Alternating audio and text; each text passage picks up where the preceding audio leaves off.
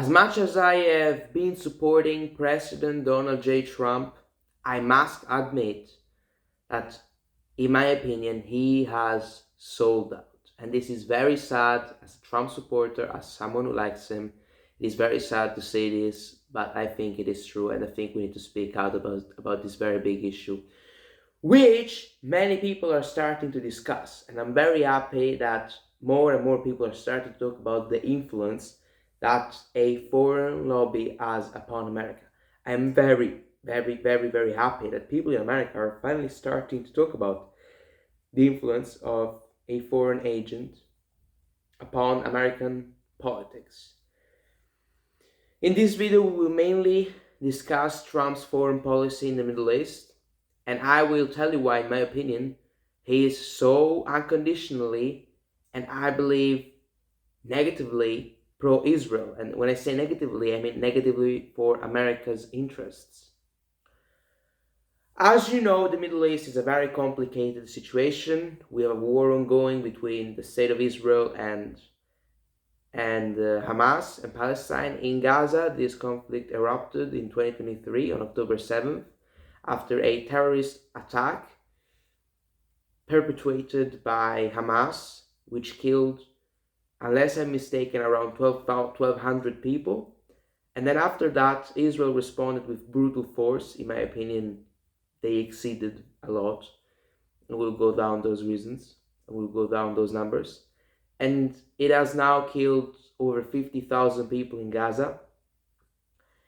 And this conflict has been going on non-stop, other than for a month, more or less. Like 1 month ago, the conflict had stopped, but then the ceasefire deal was broken a few weeks after that, and it came to an end, sadly. And now again, hundreds of people are dying per day or per week, which is truly a shame and disgusting, guys. This is just a disgusting situation, and we need to address it. This is a conflict which, of course, has been going on for ages, and I don't know much about the history of the Middle East. I don't know much about history in general, so I'm not gonna go in detail about those sorts of things. But I'll say this, and I've spoken about this clearly. I am extremely professional and extremely rational, and I'll tell you this. I believe Hamas is a terrorist organization. I believe that the fact they killed hundreds of Jews was heinous. I'm not disputing that. The fact that they kidnapped people was heinous. The fact that they raped people was heinous.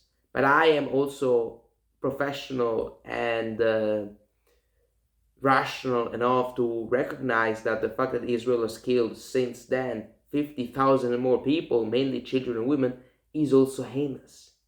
It is as heinous, if not more heinous, I'd argue.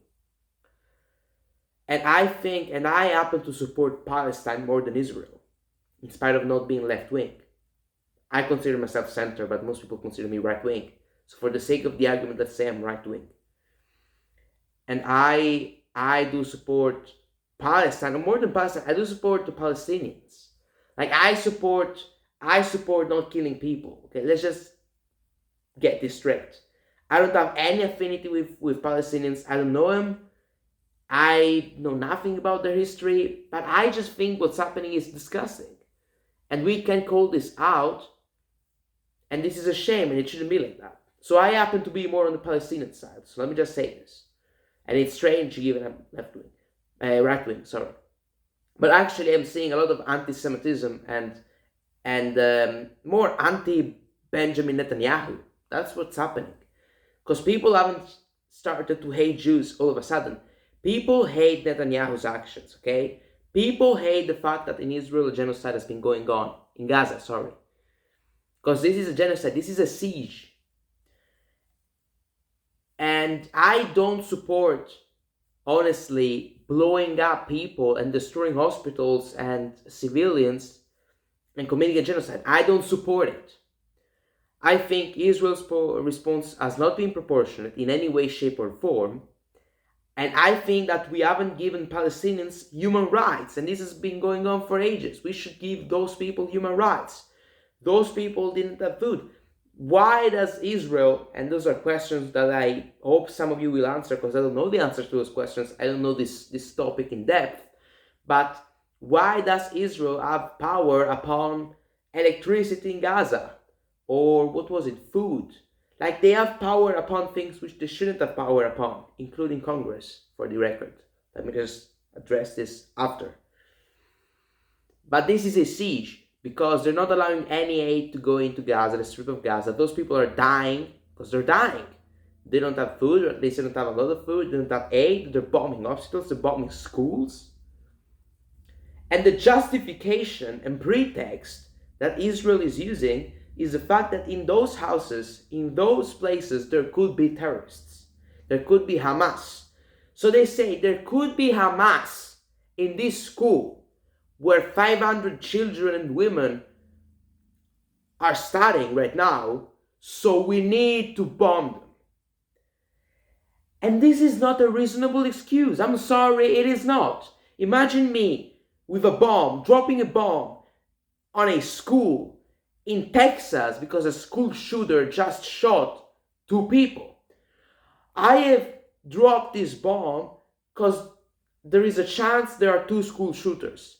Yeah, but you've killed 500 other people. Is that justified? It is not. It cannot be justified. So I think Israel has done way too much, without a doubt. And I like what Candace Owens said. She was asked by Piers Morgan, what, in your opinion, was the right response? What, in your opinion, was a proportionate response by Israel? And she said, targeted strikes against Hamas. Against Hamas, not against schools, which could have contained Hamas terrorists, but didn't. Or at least at very few of them. So this is my whole opinion. And what's going on here, it's not a war. This is a genocide. This is a full-scale siege or genocide. This is not a normal war. Because a normal war, you'd expect soldiers, mainly soldiers, dying, which is still heinous. I'm not disputing that. It's still heinous. It's still horrendous. Shouldn't happen. It's a shame it happens. But it's not like this siege. This is a total siege. People who ain't got guns, who ain't got anything, who ain't got food, electricity, none of those things, or at least have very little of it. So this is a siege. I don't like the fact Trump supports this, but if Trump were supporting Israel, because that's his opinion and prerogative, then no problem. But the problem is that Trump is clearly, and I say this in a very rude way, but I think you will agree with this, Trump is clearly sucking Israel's dick. And now, this sounds really bad, and I like Trump, again, but Trump is clearly acting at the behest of Israel. And you can say I'm a conspiracy theorist. I don't truly care. I just think I'm right. Again, I'm not even going down any rabbit hole whatsoever, which is something we should do, I think. But I'm not going to go down those ones. But AIPAC, the American-Israeli Committee, has given Trump $230 million in the 2024 campaign. And those are people who are Zionists, support the annexation of the West Bank and Gaza. They support those Jewish expansionist policies. And they have given money to Trump, allowed him to be elected, and helped him win the election in order to have other things in exchange. And Trump basically made the deal and said, okay, I'll take your money. I'll do what you told me. Because he was going to be jailed if he hadn't won the election. He would have been in jail right now. Trump would have been in jail if he hadn't won the election. He would have been in jail 100%. He would have been sentenced. And I'm not talking about whether that's fair or unfair. I don't know. But I'm just saying. So he escaped jail effectively and took this deal for this reason. In my opinion.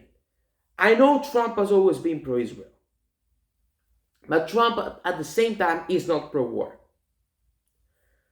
But, unfortunately, he will tarnish his reputation pretty soon. Because America is going to strike Iran. This is almost certain now. Top Israeli officials, I mean, the Daily Mail wrote this, top Israeli officials are saying, I've reported, that America and Israel are planning a joint strike on Iran's nuclear facilities. And guys, unless you are a cultist, you can't say this is America first. I am sorry. I love Trump. I wanna love him. I like him as a guy, and I wanna support him. But this is indefensible. This is indefensible. Striking Iran at the behest of Israel. This is what's going on. This is what's going to happen. And I've been vocal about this. I said it's a 50-50. Could be diplomacy and could be war. We'll find out. But this idea that Trump wasn't compromised was very naive. What's going to happen? They will strike Iran. America will strike Iran with Israel. And this is going to be a disaster, the likes of which not even the Iraq war will come close, I think. Because this is going to be a bigger war against a stronger nation. And America's goal, Trump says, Iran can't have nuclear bombs. Well, I agree with that. But also Israel shouldn't, okay? Like, JFK was right about everything. JFK was like, no country in the Middle East, starting from Israel, because Israel was acquiring a nuclear bomb while he was president, and then he got killed. Wonder by whom? Just saying. But I'm staying to the subject. JFK didn't want Israel and any other nation in the Middle East to have a nuclear bomb. Why was that? Well, very simply, because if Israel had gotten a nuclear bomb, then every other neighboring nation would have wanted one. Look what happened. The other nations pursued the nuclear bomb. Wonder why? JFK was correct, as usual. And it's very interesting that the people who are always right happen to get killed. Very interesting. In my opinion, both the Mossad and CIA intervened. I'm not just saying it's just the Jews. Hold on, I'm not saying that. My opinion on JFK, very simply, is that the Mossad was heavily involved because they wanted to kill him because he didn't want them to have nuclear bombs and he wasn't pro-Israel, he was neutral. And the CIA also wanted him gone because JFK wanted to dismantle the CIA. So that's my opinion, more or less, very succinctly summarized. It's not just the Jews. No, it's the Jews with the CIA. It's both of them. Still. But coming back to Trump, and this war is going to be a bloodbath, thousands of soldiers will die. Imagine, this cannot be defended. This can't be defended. Imagine letting thousands, hundreds of your soldiers die at the behest of Israel, at the behest of a foreign nation. Okay, because if I say at the behest of Israel, that's controversial and anti-Semitic. But if I were to ask this question and pose it in a neutral way, in the following way, is letting thousands of your soldiers die at the behest of a foreign nation America first? The answer would be no. If I substitute foreign nation with Israel, the answer would be maybe. Maybe because it's Israel, it's fine. Our greatest ally. The same ally who attacked the USS Liberty ship, killed 32, I think, soldiers. Check that one out. So I'm not sure Israel is America's greatest ally. I'm not sure. I don't even care. But going to war for another nation? No. Especially given that this is not going to give America anything. This is going to be a disaster for America. But sadly, I think Trump has sold out. He has. And a handful of donors have bought him because they were like, listen, sir, if you don't get our money, if you don't accept it, then you're going to jail if you lose the election. With our help, we can help you get elected because we can advertise you and help you, blah, blah, blah, blah, blah. And if you don't take our money, then that's a problem. And look it up. Even Trump, even the guy I liked, even the person we liked because he couldn't be sold out, he sold out in the end. And look at the clips from 10 years ago. When he said to Jeb Bush, the war in Iraq was a mistake. We spent trillions of dollars, thousands of lives. We didn't have it. And we have destabilized the Middle East. And now he's going to go to war with Iran. Even worse. It's an even worse thing than going to war with Iraq. Another wonderful clip of Trump in 2015. He said to the donors, I don't want your money, I don't need your money, and the RNC told us the tickets are just for the donors. I don't want your money, I don't need it, I'm going to do the right thing for the American people. Suck Israel's dick. Well, that's the right thing for the American people, is it? Unfortunately, I sold out. And what do we learn? And I admire Trump. Okay, I like the guy. I like him as a president. I like him. But this is objectively true. I hate to say this. And I hate to say that Trump is violating the First Amendment, too. We'll talk about that. Last thing about the Middle East, and then we'll talk about the First Amendment, which is maybe even more important. I don't know. Last thing about Trump is the fact that he has sold out, and we are learning. We've seen this other times, but we are learning this once again, that selling out is bad for you. What has Trump gained from this? Okay, Democrats hate him, irrespective. He could have been pro-Israel, not pro-Israel, doesn't matter. Okay, Democrats hate him, so he doesn't get any love from the Democrats. He, on the other hand, loses support from some of the loyalists, from some of the America Firsters, some of the nationalists. He gained support from the lobbyists, the ones everyone hates. This was a loss for Trump. I mean, it was a win because he's the president and not in jail, but still, you understand what I say. Last but not least, the Trump administration wants to make, I'm not going to say anti-Semitism a crime, but they're focusing on deporting students who don't support Israel's policies. This is not America first. Again, Trump, the people want Trump to deport 15 million people, not students. This is what the MAGA base wants. This is what I supported. I knew what I was getting. Hold on, I'm not disputing that. I knew that Trump was going to be compromised, very probably. I still supported him for the cultural change and cultural differences. And because I still think it's better than Kamala. But again, are we really lowered the standards so much?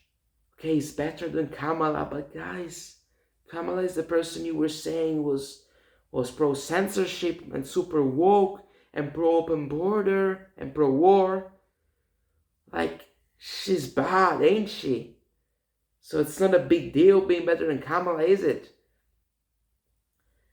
But they want to pass these anti-Semitism laws. They have defunded universities who don't do anything for anti-Semitism.